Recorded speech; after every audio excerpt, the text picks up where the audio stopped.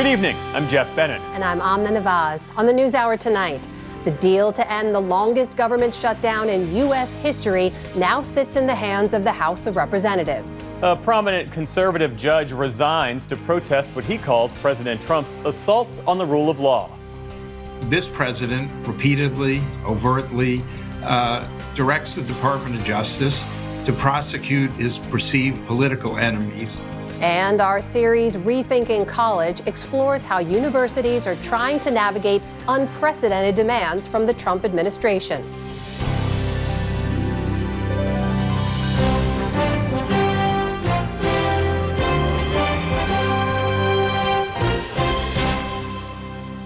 Major funding for the PBS NewsHour has been provided by the ongoing support of these individuals and institutions, and friends of the NewsHour, including Kathy and Paul Anderson, and Camilla and George Smith.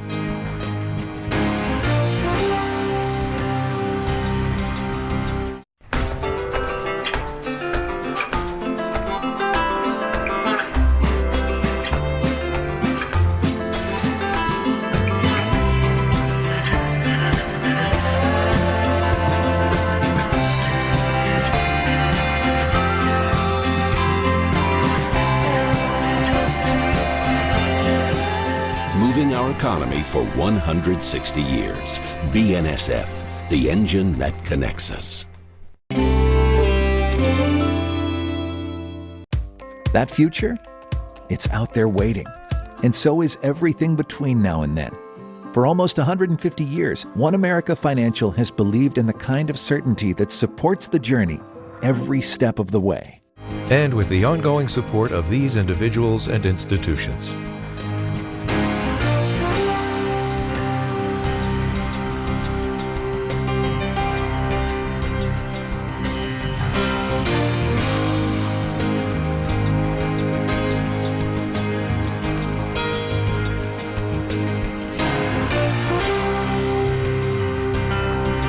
This program was made possible by the contributions to your PBS station from viewers like you. Thank you.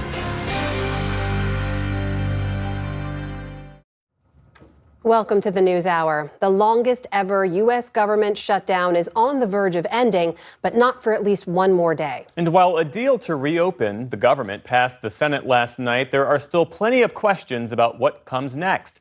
Let's turn now to congressional correspondent Lisa Desjardins. All right, Lisa D., what is the latest? Okay, as we speak, members of the House of Representatives are making their way by plane, car, one by motorcycle, because they expect to vote on this deal tomorrow. And part of that, there will be one new member in the House of Representatives. That is Adelita Grijalva. She is the elected representative from Arizona who has not been sworn in. Speaker Johnson has refused to swear her in, the Democrat, over the shutdown. That's a bigger story, but it will affect the voting tomorrow. Now the House, let's look at exactly what the situation is. 219 Republicans to 214 Democrats is what will be in place. Republicans, therefore, can just spare 2 votes in order to get this shutdown bill through without help. Democratic leaders don't want to give them that help. They are telling Democrats to vote no. So this will be close. A reminder, the House tomorrow will be the first time it has met in 53 days. That is almost a modern record. At the same time, the country is still feeling this shutdown. Today, for example, we know there are some 1,200 flights canceled, thousands more were delayed. Air traffic controllers today missing their second paycheck, full paycheck.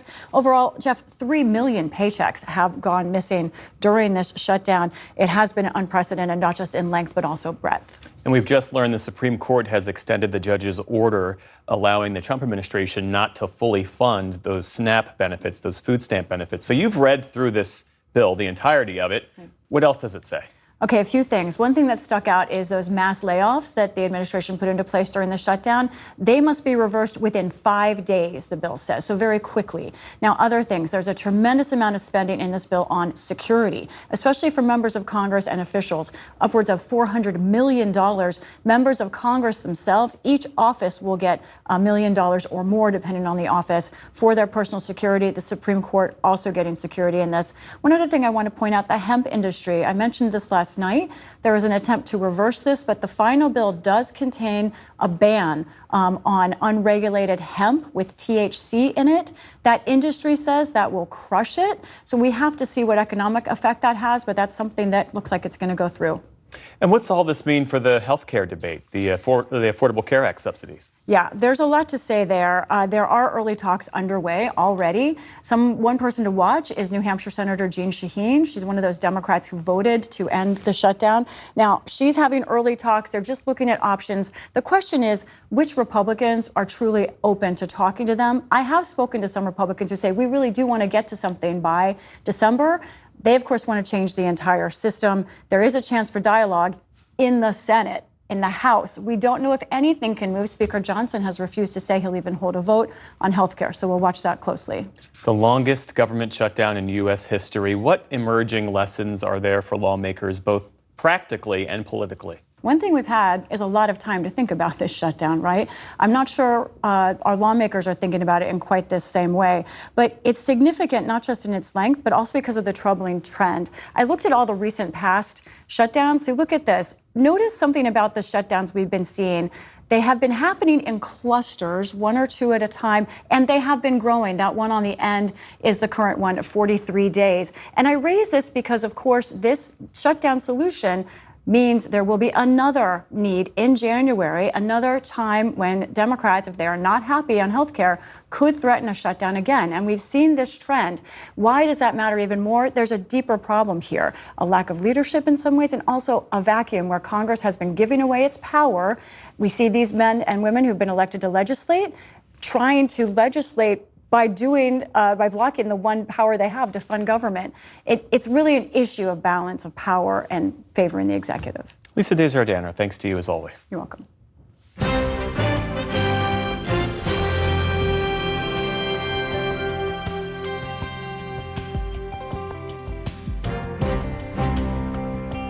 The day's other headlines start with a small-town newspaper and a big legal victory. The editor of the Marion County Record in Kansas says the county government will pay $3 million and will formally apologize for a raid on the paper back in 2023. Police raided their offices as part of an investigation into whether the paper committed identity theft and illegally accessed information in reporting a story, which it denied. The incident sparked an outcry over press freedom, and prosecutors later concluded no crime was committed by the paper's publisher or its staff. Democrats in Congress are celebrating news from Utah, where a judge adopted a new electoral map that will create a Democratic-leaning district. Judge Diana Gibson rejected a proposal from Republicans who currently hold all 4 of the state's U.S. House seats, saying their map, quote, unduly favors Republicans. Instead, the new map will keep Salt Lake County almost entirely within one district rather than it being split into 4. The result gives Democrats a chance to pick up a seat in next year's midterm elections as they try to counter Republican redistricting efforts in states like Texas, Missouri, and elsewhere. The Justice Department says it will investigate security at UC Berkeley after protests outside a Turning Point USA event last night led to several arrests. Turning Point posted this video from the scene, comparing it to a war zone and claiming that an Antifa member lit a flare in the crowd. Police made at least 4 arrests, though some of those were off campus. The head of the DOJ's Civil Rights Division posted that her agency sees, quote, several issues of serious concern regarding campus and local security. Yesterday's Turning Point event was its last stop on a nationwide college tour following the group's co-founder Charlie Kirk being killed in September. In Pakistan's capital of Islamabad, a suicide bomber targeted a district court, killing at least 12 people and injuring dozens more. Hundreds of people attending court hearings fled from the site of the blast. A breakaway faction of the Pakistani Taliban initially claimed responsibility, but soon after, its commander denied the claims. Pakistan's Interior Minister Mohsin Naqvi says the police discovered remains belonging to the alleged attacker and that the suspect was captured on CCTV footage before the explosion. We are treating the injured in hospitals, and our teams are there to give them the best available facilities. The suspect stood there for 15 minutes. He even tried to enter the court premises, but failing to do so, targeted a police vehicle. Naqvi also alleged that the attack was carried out by, quote, Indian-backed elements and Afghan Taliban proxies, but did not provide evidence. Tensions remain high between Pakistan and Afghanistan as recent peace talks are stalled. Meanwhile, in India, a deadly car explosion in New Delhi is being investigated under an anti-terrorism law, giving authorities broader powers to detain suspects. The attack occurred near the historic Red Fort in a densely populated area, killing at least 8 people and injuring several others. Police believe the blast originated from a car at a traffic stop. They're trying to trace its owner. Prime Minister Narendra Modi, on a visit to Bhutan, called the blast a conspiracy, saying those responsible will not be spared. Back in this country, organic baby formula maker ByHeart is now recalling all of its products nationwide days after some of its batches were pulled over links to infant botulism. At least 15 babies in 12 states have been hospitalized since August after consuming the company's powdered formula. According to the CDC, all infants were less than 6 months old and no fatalities have been reported. Infant botulism is caused by a type of bacteria that produces a toxin in the large intestine. It can lead to serious illness and even paralysis. Parents are urged to seek medical help immediately. On Wall Street today, stocks ended mixed amid ongoing worries about an AI bubble. The Dow Jones Industrial Average surged more than 500 points to a new all-time high. The Nasdaq lost ground, slipping about 60 points. The S&P 500 posted a modest gain. And President Trump led tributes to the nation's veterans today at Arlington National Cemetery.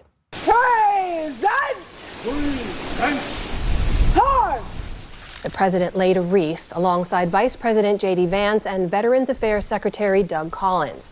Trump then delivered remarks that touched on political themes, and he restated his commitment to calling the occasion Victory Day. The holiday marks the end of World War I and is celebrated in some other countries as Remembrance Day or Armistice Day. French President Emmanuel Macron marked the occasion at the Arc de Triomphe in Paris, and Britain's Queen Camilla led a service at Paddington Station in London. Still to come on the NewsHour, President Trump considers giving Americans tariff dividends, but does the math add up? The BBC comes under legal scrutiny over an edit of Trump's speech on January 6th. And a look back on the sinking of the Edmund Fitzgerald in Lake Superior 50 years on. This is the PBS NewsHour from the David M. Rubenstein Studio at WETA in Washington, and in the West from the Walter Cronkite School of Journalism at Arizona State University. Mark Wolf, a Reagan-appointed federal judge, is resigning after 4 decades on the bench, and he's sounding the alarm. In an essay published by The Atlantic this week, he wrote, quote, "The White House's assault on the rule of law is so deeply disturbing to me that I feel compelled to speak out. Silence for me is now intolerable." Judge Wolf shared additional context and more of his concerns when I spoke with him earlier today. Judge Wolf, welcome to the NewsHour. Thank you for joining us. Thank you for the opportunity to speak with you and with some of the American people. I should say you have spent 50 years with the Department of Justice and on the bench. You have seen a lot of presidents come and go. What is so worrying about this moment and this president that made you want to speak out? Well, I think this president is unique and uniquely dangerous. When a new president is elected, he or she is entitled to set priorities for the Department of Justice. But we have an ideal that's crucial to me and many others of equal justice under law. And this president repeatedly, overtly directs the Department of Justice to prosecute his perceived political enemies at the same time that the Department of Justice is not investigating possible corruption by people close to the president and people who are doing things to profit the president and his family. So that's utterly inconsistent with, as I said, this fundamental principle of equal justice under law, to which I've dedicated my professional life for 50 years, and it's personal to me. It's deeply disturbing. So from your time in the Department of Justice during Watergate, you've seen presidents push the limits of power. You've also seen the guardrails hold. Why are you worried that they won't hold now? Well, I'm worried in part because I think all of the abuse that's been showered on the courts and the judges is causing people to lose confidence in the integrity and the impartiality of the judicial process. When the Supreme Court ordered Richard Nixon to turn over the tapes he made secretly in the Oval Office that had incriminating information about him and his close colleagues, he understood that he had to obey that order because the American people would not tolerate disobedience, and he would have been impeached and removed. I'm not sure, I'm not confident that that would occur today, because when judges, like my colleagues, rule against the president, he says that they're corrupt and they should be impeached. And the judges are not in a position to respond except by continuing to do their work with integrity and impartially. But I'm afraid that that's not a message that's getting to the American people. From your conversations with your fellow judges, do others share these concerns? How widely held is this concern? We don't discuss particular cases, but I would say that this concern is widely held. The judges work hard. The criticism from the president, I believe, doesn't influence the way any cases are being decided by any judge that I know. We, or now they, do their work and hope it speaks for itself. But it is disturbing to be called crooked, not because it hurts your feelings, but because when that doesn't get answered, many people might think you really are crooked. And indeed, the president's vitriolic comments have coincided with threats of harm, death threats, among others, to many federal judges. And people are genuinely concerned, judges are genuinely concerned about that, and concerned for their families and the anxiety this is causing their families. Oh, it's also true, as you know, Judge, that the president's been known to publicly go after his critics. You are now giving national interviews criticizing him. Have you thought about what happens, or are you worried that he might come after you? I recognize there's a risk of that. I'm 79 years old. I've been threatened at times in my career, but I've had a very meaningful life, a fulfilling life. If I may get personal, I'll say my grandmother crossed Russia in a covered wagon as a teenage orphan. My father, in the Great Depression, was admitted to Harvard, couldn't afford to go. I've had an excellent education. I've had very meaningful opportunities for fulfilling public service. I would like my grandchildren and everybody's grandchildren to have similar opportunities for life, liberty, and the pursuit of happiness as they define it that I've had. And I certainly hope that neither I nor anybody close to me is harmed because of what I'm doing. But I do really think that we shouldn't be intimidated. And if there's the opportunity to contribute, because I don't expect I'm going to make a difference myself, but if I can contribute working with others, including others who urge me to leave the bench and join them in this effort to protect our rule of law and our democracy that's long made the United States the world's best hope, I feel compelled to try to contribute to that, despite the foreseeable risks. Judge, you've said that you believe democracy is in peril here, and a lot of folks will see that as hyperbole. They will say, look, we have a duly elected president. Any challenges to his policies are making their way through the courts. The administration says that they abide by the rule of law and that they abide by judges' orders. For people who are not necessarily worried about democracy day to day, what's at stake here? First of all, the president may say that all court orders are being faithfully obeyed. Responsible media report that it appears that many of them are not being obeyed or properly obeyed. And basically, democracy is the rule of law. And If court orders are disobeyed, then the president has absolute power. Judges don't have armies to enforce their orders. They rely on the support of the American people who want to live in a true democracy. If they want to have life, liberty, and the pursuit of happiness as they define it, then I think you need courts that will hold elected officials to the limits of the power delegated to them from the people.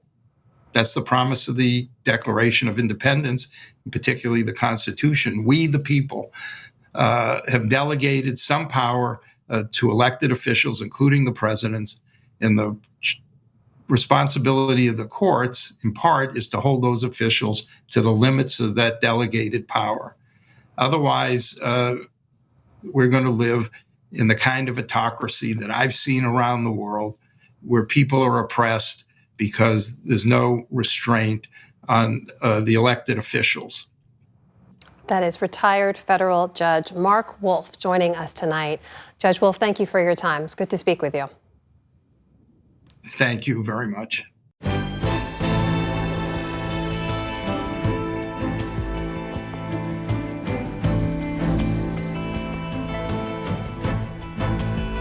Since taking office in January, the Trump administration has moved to reshape higher education, cutting off funding and issuing a series of executive orders targeting diversity programs, transgender rights, and how universities handle investigations into anti-Semitism. While some schools have reached settlements with the administration, others are navigating the academic year squarely in the federal government's crosshairs, including the University of California, Los Angeles, where Stephanie Sy reports for our series, Rethinking College. Students can work in any department within the UCLA system. During the first days of the fall quarter, undergraduates, including many freshmen, get advice on applying to join one of the hundreds of research labs at the University of California, Los Angeles. When you reach out to faculty, CC their grad students and their lab managers. Amy Than is a PhD student and mentor with the Undergraduate Research Center at UCLA. You can see from the students that leave these talks, they're so enthusiastic. It's like everything's in flux, I think. That's the vibe, in flux. The Trump administration's freezing of nearly $600 million in federal grants has cast a cloud of uncertainty over one of the nation's most prestigious public research universities. The penalty for what the administration says was a hostile environment for Jewish and Israeli students was announced over the summer. Some of these schools are getting billions and billions of dollars, and they misbehave, so that's it. And so one way or the other, we're going to win that whole thing. Now, funding disruptions could trickle down at UCLA, including to many of the 4,000 undergrads involved in research labs here. UCLA is such a big campus, and I believe it's really important to the state of California. Hopefully, it's not too impacted. It's a little concerning about whether labs are going to take as many students as they were before. We're being punished for things that aren't related to science.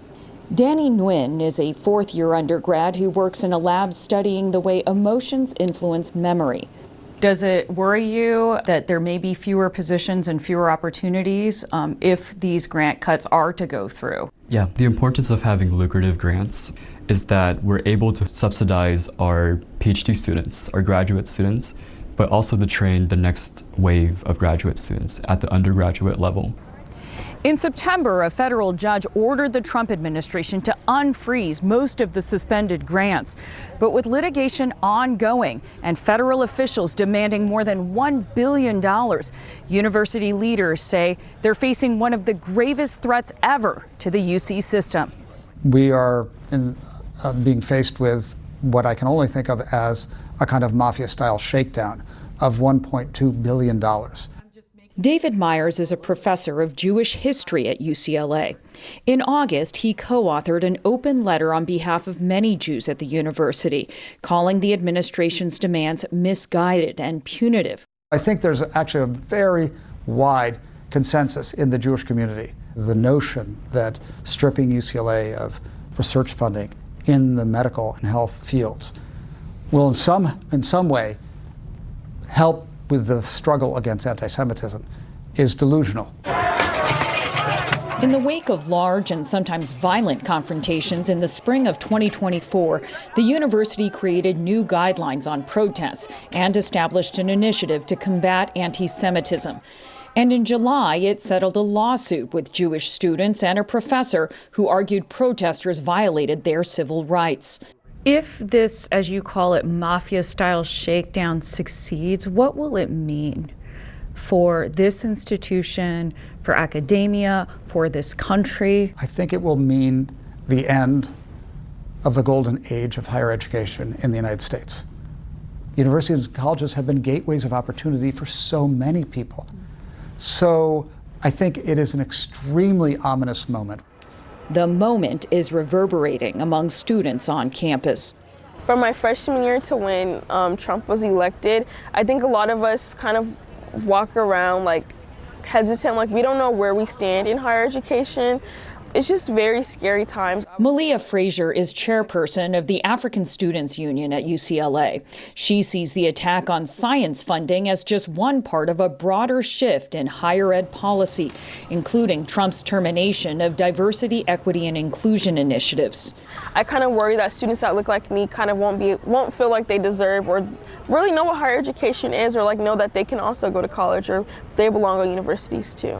At UCLA, Malia says the school is scrutinizing long-running peer counseling programs for marginalized communities. I ended all of the lawless so-called diversity, equity, and inclusion bullshit. More than 400 college campuses in 47 states have already made reforms, from closing DEI offices and student centers to ending or revising criteria for race-based scholarships. The Trump administration has also intensified investigations under Title VI of the Civil Rights Act, alleging failure to combat anti-Semitism and claiming diversity initiatives are discriminatory. Linda McMahon is the Secretary of Education. Our goal is really not to be punitive necessarily, but to have universities, I think, return to what we all believe that universities really started out to being. And that was, it is a place for truth seekers. It is a place for open debate, sharing of ideas, of learning. My hours got cut, salary got cut in half.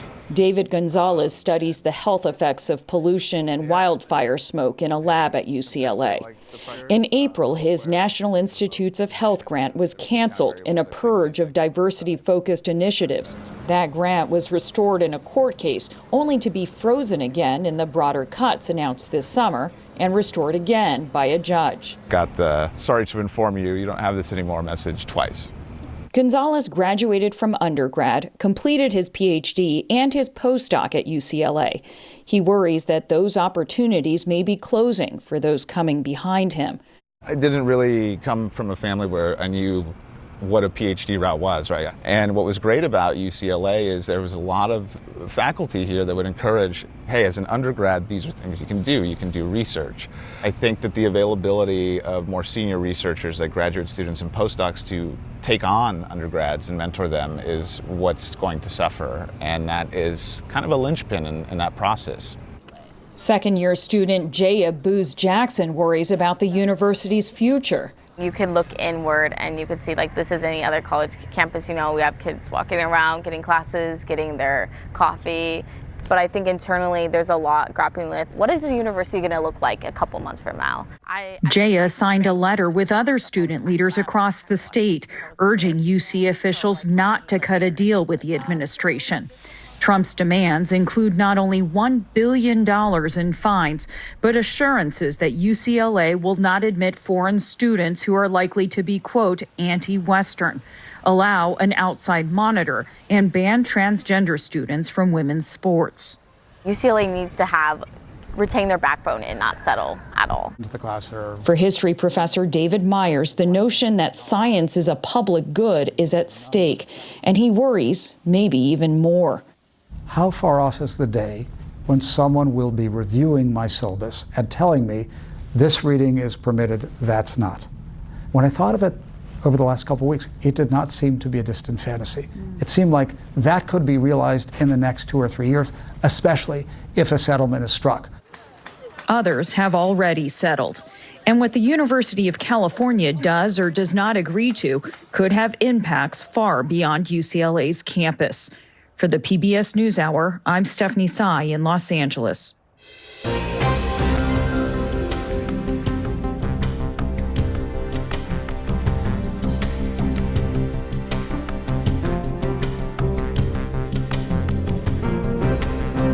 President Trump doubled down this week on an idea to send $2,000 rebate checks to tens of millions of Americans. He floated the notion this weekend and has offered no specifics. But the president suggested that the government could send that money to low and middle income Americans and still have enough tariff revenue left to make a dent in the national debt. Most experts say that that math doesn't add up. To help us get some clarity on the numbers, we're joined now by Erica York. She's Vice President of Federal Tax Policy at the Tax Foundation. Erica, welcome to the NewsHour. Thanks for joining us. Thanks for having me. So let's begin with those tariffs. The White House said back in September that tariffs had raised $8 trillion in revenue, but yesterday the president cited some different figures. Here's what he had to say in the Oval Office. This is trillions of dollars we're talking about in terms of the tariff income and all the investment income that's come into our country. You know, we have more than, I would say right now, more than $18 trillion. Erica, do those figures line up with any data you've been able to see? No, the Treasury Department has reported that through September, all tariffs have raised about $195 billion for the federal government. That, of course, includes pre-existing tariffs as well as the new tariffs that the president has imposed this year. If you break it down further using data from CBP, those new tariffs have generated about $117 billion of collections for the Treasury. Those numbers are way off from what we're hearing from the president and White House. Do you know where their figures are coming from or what they're based on? I am not entirely sure. They are very high compared to the actual revenues that we've seen come in. They're high even compared to projections of revenues over the next decade. At Tax Foundation, we estimate that all the tariffs will raise about $2.4 trillion over the coming decade. So still a mismatch there. I think part of what explains the difference is that the president is pre-counting things that are very separate from tariff revenues, pre-counting promises of investments made by foreign countries. So we've heard of these investment pledges that, you know, a country might invest $100 billion or $300 billion into the U.S. economy. That, of course, would be private sector investment, very different from tax collections that flow to Treasury. And I know you and your colleagues have looked into the impact of those tariffs on Americans. What have you found? We have found that the tariffs are a net negative for the U.S. economy. So we estimate overall the economy will shrink by about 0.6% if the tariffs remain in place. There will be more than 600,000 fewer full-time jobs. And the tariffs add up to a tax burden on U.S. households of an average of between $1,200 and $1,600. So whether that is experienced through higher prices that we have to pay at the store, or whether it's experienced through higher costs at businesses, dragging down hiring and dragging down wage growth, the real burden lies with American taxpayers. And we know some of that seems to be fueling this conversation around affordability and this proposal of these $2,000 checks that the president is talking about. Take a listen to how he framed that yesterday in the Oval. We're going to issue a dividend to our middle income people and lower income people of about $2,000. And we're going to use the remaining tariffs to lower our debt. Erica, is a plan like that realistic? And do we have any idea how much something like that would cost? It doesn't seem like it adds up. So we don't know exactly who would qualify for these checks. But if it would be something similar to the COVID relief payments, the minimum cost would be about $300 billion. That would be if the cutoff was set at $100,000 and all adults making under that amount got a $2,000 check. It would cost about $300 billion. You could easily see the cost go up from there if children qualify, if the income phase out is higher. And that $300 billion minimum price tag compares to about, like I mentioned earlier, $120 billion of tariff collections through September. So even a narrowly targeted rebate would use up all of the collections so far, would have to be deficit financed, and that leaves no money left over to reduce the deficit or begin to pay down the debt. Well, let me ask you about the other claim there the president made about the tariff revenue helping to significantly pay down the national debt. The national debt for the country currently stands at $38 trillion. By your math, that's about 200 times the revenue that's actually been brought in by the tariffs so far. Is there any path you see towards tariff revenue going to pay down the national debt? There's not a path for that, particularly when you take a broader look at all of the policies of the Trump administration. So this summer, Trump signed into law the One Big Beautiful Bill Act. That was major tax cut legislation. It did include some spending cuts, but that was a law that increases the deficit. We've heard the president's advisors say that tariff revenues will help pay down that price tag for the tax cut law. Well, tariff revenues won't earn enough to fully pay for that tax cut law, let alone pay for these $2,000 checks and pay for reducing the debt. So there's just not a viable path to use a tax like tariffs to reduce the debt or even to minimize the deficit that the government runs year after year. And Erica, the tariffs that are currently being challenged in a case before the Supreme Court, how much of that tariff revenue that you cited earlier is part of that challenge? And what is the impact if the Supreme Court rules against the administration in that case? The emergency tariffs being challenged at the Supreme Court account for about 3/4 of the tariff revenues that have been collected and would be collected over the coming decade under all of the new levies that Trump has imposed. So if the Supreme Court ultimately decides that those emergency-related tariffs are illegal, it wipes out 3/4 of that revenue generation. Now, it's likely that the president would pursue other authorities to try to continue imposing some of those tariffs, but the remaining authorities that he has are not as broad as what has been done under this emergency law. So the threshold of revenue that could be raised would be much lower than what we've seen come in under these emergency tariffs. All right, that is Erica York of the Tax Foundation. Thank you so much for offering some clarity on the numbers. We appreciate your time. Thank you.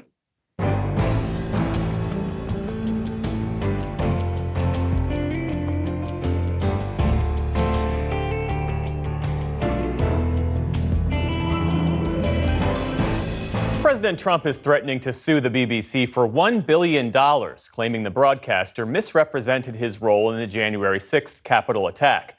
According to Mr. Trump's legal team, a BBC documentary that aired ahead of the 2024 presidential election cut together remarks made by Mr. Trump to make it appear as if he urged his supporters to, in his words, fight like hell, immediately after directing them to march to the U.S. Capitol. In reality, the two lines came more than 50 minutes apart. The fallout has been swift.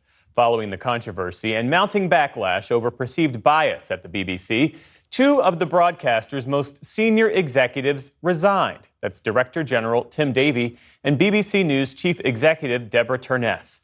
Turness defended the BBC's reputation while speaking to reporters this week. I stepped down over the weekend because the buck stops with me. But I'd like to make one thing very clear. BBC News is not institutionally biased. That's why it's the world's most trusted news provider. And we're joined now by Brian Stelter, Chief Media Analyst for CNN. Brian, it's always good to see you. Thanks for being with us. Thanks. So this documentary program in question, Panorama, it's the crown jewel of the BBC's reporting operation. Help us understand more about this editorial breach, the edit itself, and why President Trump and his supporters are saying it misled viewers. That's right. This is an important program on the BBC schedule, and this documentary aired right before the U.S. presidential election. It was a documentary about Trump's re-election campaign called Trump, A Second Chance. It interviewed Trump voters. It really featured the voices of voters in America. I actually think if the Trump White House watched the documentary, they would find a lot to like in the documentary. But there was this moment where the January 6th video was shown. Trump's speech at the Ellipse was shown, and it was edited in a way that was clearly a big screw-up. I would call this a big screw-up screw up, a big journalistic screw up, but in a very small, narrow way because it was one small part of a long documentary. And most importantly, because nobody seemed to notice it at the time. There was no outcry last year. There was no outrage. This only became a story about a week ago when a leaked memo, it was obtained by the Telegraph newspaper, exposing what went wrong in this documentary. Now, Trump is calling for a retraction of the entire documentary, but like I said, it's a really thoughtful, nuanced film with just one big mistake involving January 6th. And stepping back, we know the established timeline. We know all of the testimony about what Donald Trump did not do on January 6th, his inaction as the violence unfolded, his delay in calling in the National Guard. How does the factual record bear on his claim that the BBC edit distorted the meaning of his words? And Trump's behavior that day, his combative tone in the speech, his repeated references to fight, all of that contributed to the producer's decision to stitch these words together. There's no indication that it was malicious, meaning it wasn't intended to interfere with the U.S. election, but it was something that happened during the production process, possibly by an outside production company. We don't exactly know how it was reviewed by the BBC ahead of time or who ultimately is responsible. But as you mentioned, those two top executives have now both resigned as a result of the uproar. And more broadly, for President Trump, this is a chance to challenge a big media company, and it's a chance for him to proclaim his innocence about January 6th. I think that's why this story has resonated with many Trump voters, and certainly with Trump aides. They're trying to argue that Trump did nothing wrong that day, and it's actually the media's fault. How seriously is the BBC taking this $1 billion lawsuit threat? My sense is it's a very serious threat inside the BBC. There's a lot of concern. Staffers are worried about what the board is going to do, and we haven't heard much about the plan within the Board of Governors. There are 13 board members who oversee the BBC. Normally, one of those members is the Director General, the man who just resigned, who just stepped down. Now, the Trump lawyers have given this Friday deadline. There's not actually a literal deadline, meaning the BBC doesn't have to respond for any legal reason, but it does seem likely that Trump might move ahead with a lawsuit if he doesn't get what he wants from the BBC. And so now the BBC is in the same position that Paramount was in, that Disney was in, that the New York Times and the Wall Street Journal are in right now. Trump is suing both those publications. Every media company, when challenged by Trump, has to ask, do we fight or do we fold? Do we fight in court or do we give in to his demands? And that's what the BBC board has to decide now. And conservative critics in the UK are alleging a systemic left-wing bias at the BBC. What does all of this mean for the BBC's international reporting and its reputation? Right, three things are going on simultaneously. You have this actual journalistic scandal about a bad edit, a big mistake, but in a small part of a big documentary. Then you also have this concerted political campaign, mostly from conservatives in the UK, to undermine the BBC, to challenge its dominance in Britain. You also have some of the BBC's big media rivals who are feasting right now on the BBC, and sometimes maybe trying to even gain or steal some market share. And then the third thing going on, of course, is the BBC's business model under tremendous pressure right now. The license fees that it receives from British taxpayers might be challenged in the coming years. That's what makes the BBC unique in Britain. It's the license fee structure. It's the idea that everybody pays into the system.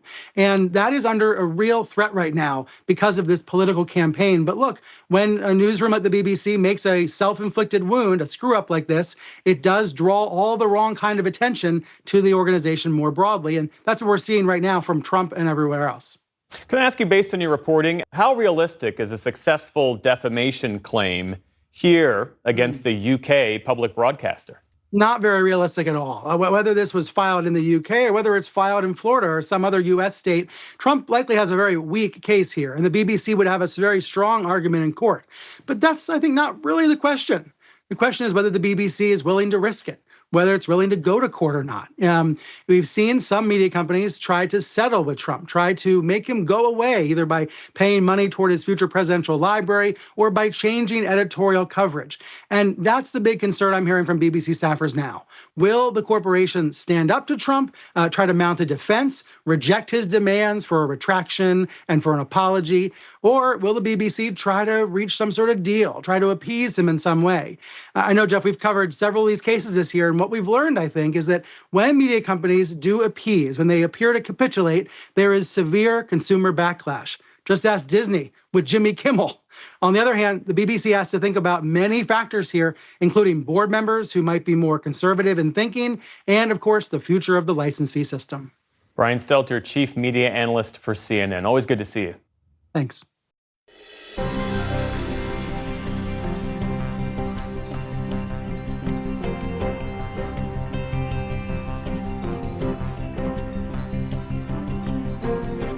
This week marks 50 years since the SS Edmund Fitzgerald sank while crossing Lake Superior. The shipwreck, which killed all 29 men aboard, became the most well-known wreck to ever occur on the Great Lakes. William Brangham recently spoke with the author of a new book that explores both the tragedy and the enduring legend it inspired. When the Edmund Fitzgerald first launched in 1958, it quickly became the pride of the Great Lakes. A mammoth ship measuring almost 730 feet from bow to stern. It made hundreds of trips, moving mostly tons of iron ore from mines in Minnesota to the steel mills of Detroit and Toledo. On November 9, 1975, the Fitz, as she was known, took off from a port near Duluth, Minnesota. It was supposed to be her last run of the season, but a storm was brewing and headed for the Great Lakes. To avoid the worst of it, the Fitzgerald's captain decided to steer the ship off its normal course, moving north to get some shelter along the Canadian shore. On the afternoon of the 10th, it started to turn toward Whitefish Point at the far southeast corner of Lake Superior. Winds were gusting up to 100 miles an hour, pushing what could have been 60-foot waves. The Fitzgerald lost its radar, sustained some structural damage, and began to list or lean to one side. Bernie Cooper was captain of the SS Arthur Anderson, which was trailing several miles behind the Fitzgerald that night. Those two seas were the biggest that we ever had, and I just wonder if those two seas didn't catch up with the Fitzgerald. The night of November 10th, the Edmund Fitzgerald sank in the frigid waters of Lake Superior, just 17 miles from safety. Today, the ship still sits at the bottom of the lake, more than 500 feet down. No bodies were ever recovered. Less than a year after the sinking, Canadian singer-songwriter Gordon Lightfoot released his folk ballad, The Wreck of the Edmund Fitzgerald. The captain went in, he heard water coming in, and the big ship and crew was in peril. Then later that night, when his lights went out of sight, came the wreck of the Edmund Fitzgerald. The song became a surprise hit, popularizing the Fitzgerald story with an international audience and solidifying a legend that lives on half a century later.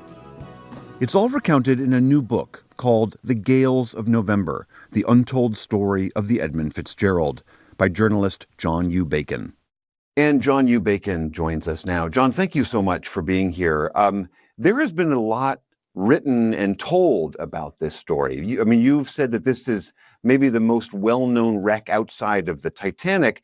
So given all of that, what was it that you wanted to delve into? What story you wanted to tell with this book? The untold part of my story, and it's a great question, William, thank you. I got to 6 crewmen who'd been on the ship before it went down, because all 29 men went down with the ship that night, including 2 guys who'd been on the ship that season. And they could fill in what the captain was like, what the crew was like, how the ship functioned. And I got to 14 of the 29 families to find out more about their fathers, their cousins, their uncles, their boyfriends in some cases. And these guys have never talked to the press before. Can you give us a little bit more detail about some of the examples of those stories that what you learned from these men? I'll give you 3 quick ones. The captain, Ernest McSorley, 63 years old, the best in the Great Lakes. He'd been a captain since he's 31, so that's more than half his life. He was going to retire after this trip at 63, and he tacked on one more trip for his bonus for his wife's medical care, Nellie, who was in 24-hour care at that point, probably cancer. So this trip was a tack on, and that makes it all the more heartbreaking, of course. We've got Eddie Bindon, 47 years old, who 25-year marriage to his wife, Helen, and about to retire himself after this trip. He had gone the day before on Saturday to Duluth, Minnesota, right next to Superior, Wisconsin, to buy his wife a 2-carat diamond ring. And for reasons William will never know, he gave it not to his duffel bag to take with him to Toledo, where he's going to see her in 3 days. he gave it to a friend of his and said, please mail this to my wife. And he did. And of course, 3 days after the wreck, she received her 25th anniversary ring. She never took it off. She never remarried. So that's a pretty amazing story. Last one. Amazing. Bruce Hudson found out 2 months earlier he got his girlfriend pregnant, Cindy Reynolds in Toledo.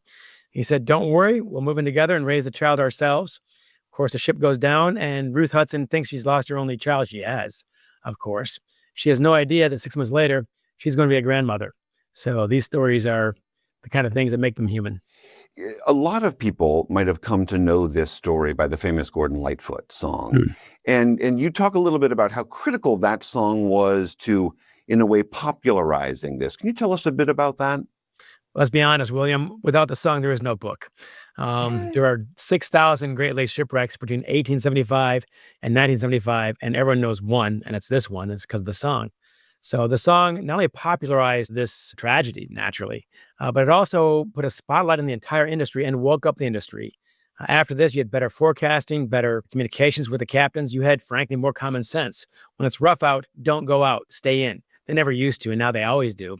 So since 1975, since that song came out in 76, there has been not one Great Lakes shipwreck amongst commercial sailors since then, versus 6,000 the previous century. So that's you attribute some of that to Lightfoot's song. Absolutely. The song gave it so much attention that they were writing reports 2 and 3 and 4 years later, the Coast Guard, the National Transportation Safety Board, and of course, books upon books you can see behind me that I've been reading. They're not about the Lusitania. They're not about the Bradley that went down in 58 or the Cedarville in 65. It's about this one ship. So this it was 9/11 basically for the shipping industry. And that forced them to wake up and do a better job. And now they have.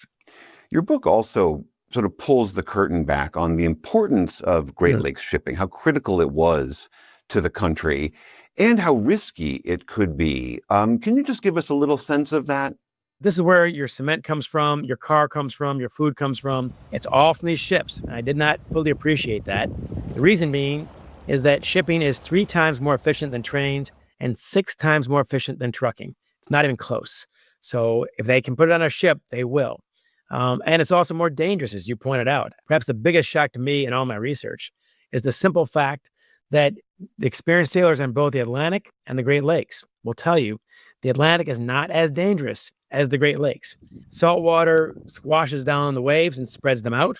So you get these gentle roller coasters versus these mountaintops, basically, that are twice as close together. Instead of 10 to 16 seconds apart, they're 4 to 8 seconds apart. On top of that, the storm in the ocean is probably from 500 or 1,000 miles away. In the Great Lakes, they're called locally occurring storms, which really means the storm over your head right now. And that can change you very quickly. How do you hope that the country remembers this tragedy? Obviously, solemnly. There are a lot of jokes out there you'll find on Twitter and so on. But second thing is to understand that these guys, in my opinion, were heroes before that night. Everyone knows the fisherman, the farmer, the factory worker, the miner. No one knows these guys. But this is where your stuff comes from and at great risk. It also should be noted, by the way, the families didn't know each other at all when the ship went down, have become incredibly close. And they said to me, they're not like family, they are family. And one of the daughters pulled up her sleeve and it says, "We are holding our own," in a tattoo on her left forearm. That was the last words from Edmund Fitzgerald. We are holding our own. And these families truly are. All right. The book is called The Gales of November. John U. Bacon, thank you so much for joining us. William, thank you.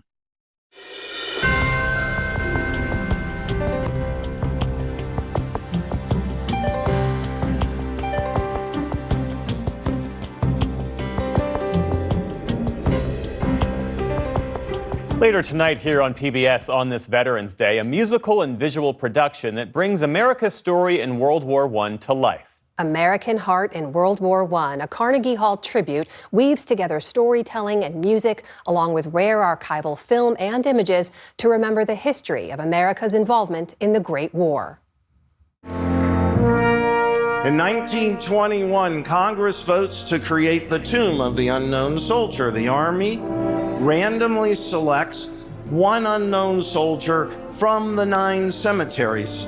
The soldiers carried from France across the Atlantic on the pride of the U.S. fleet, the USS Olympia. The body lies in state in the Capitol Rotunda. an honor never given before to a common boy. November 11th, 1921 is dedicated a national holiday. This day will be our Veterans Day. American Heart in World War I premieres at 8 p.m. Eastern on PBS stations and on the PBS app. And that is the NewsHour for tonight. I'm Jeff Bennett. And I'm Amna Nawaz. On behalf of the entire NewsHour team, thank you for joining us. Major funding for the PBS NewsHour has been provided by the William and Flora Hewlett Foundation.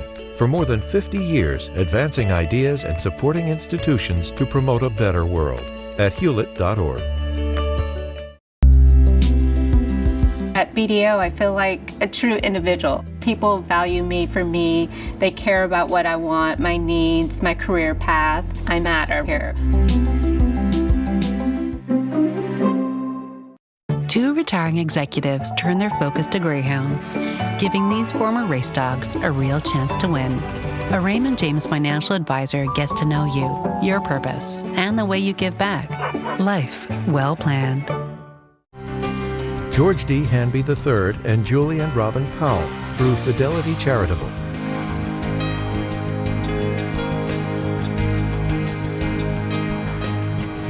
Carnegie Corporation of New York, working to reduce political polarization through philanthropic support for education, democracy, and peace. More information at carnegie.org. And with the ongoing support of these institutions. This program was made possible by the contributions to your PBS station from viewers like you. Thank you.